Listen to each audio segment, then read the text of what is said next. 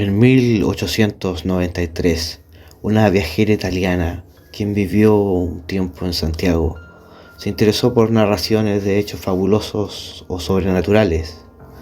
Una de sus empleadas domésticas, Teresa Barrios, le relató a su patrona un suceso acontecido cerca del cementerio, con una familia que ella conocía.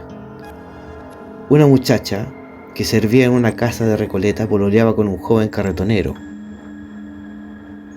Como era una niña alegre y bastante bien parecida, el joven hijo de sus patrones empezó a galantearla, y ella, orgullosa de su conquista, desdeñó al primer pololo, el cual, desesperado, se suicidó dándose puñaladas y fue encontrado en su pieza bañado en sangre.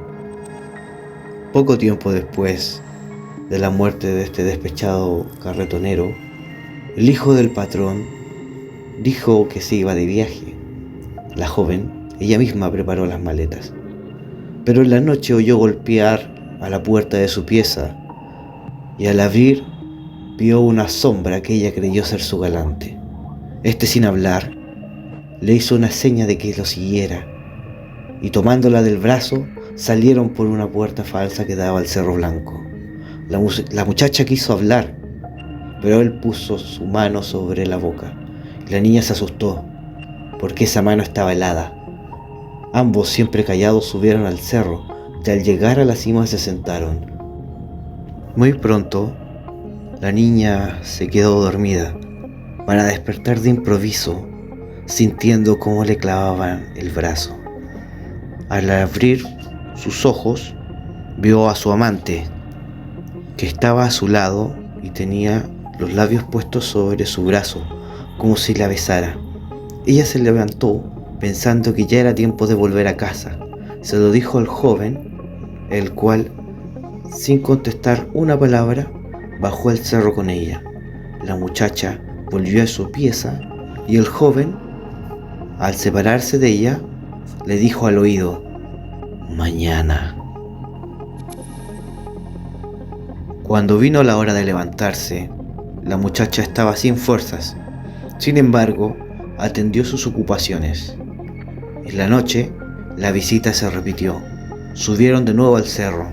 La niña tuvo un sueño como la noche anterior y despertó al sentir los labios del joven que parecían succionarle el brazo. Incomodada, se puso de pie y empezó a bajar, pero caminaba como si estuviese borracha. El joven, por el contrario, parecía más animado y descendió casi corriendo. En su pieza, la muchacha miró su brazo y vio que tenía una especie de picadura que le dolía. Se acostó con las fuerzas completamente agotadas. Al levantarse, casi no podía tenerse en pie, y estaba tan pálida que su patrona, asustada, le preguntó qué le había pasado. Ella no quiso contar nada, pero le fue imposible trabajar y se recogió temprano a su pieza.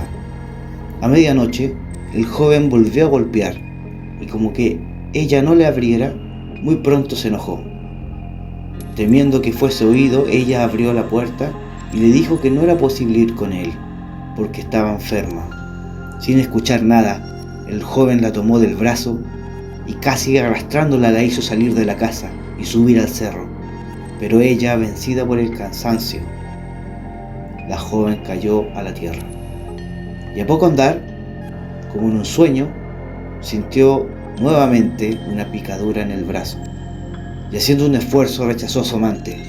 Este se levantó y después de soltar una horrible carcajada, la escupió en la cara y de un salto se precipitó cerro abajo. Al levantarse los dueños de la casa, viendo que la sirvienta no aparecía, la buscaron por todas partes. Como la puerta que daba al cerro estaba todavía abierta, buscaron en esa dirección, temiendo que hubiera sucedido una desgracia. Allí encontraron a la joven tendida sobre una roca y tan pálida que parecía mármol. En el medio de la cara tenía una gran mancha de sangre. Era el escupo que el amante le lanzara durante la noche. Moribunda, fue llevada a la casa Después de muchos cuidados, volvió en sí y pudo contar lo que le había sucedido.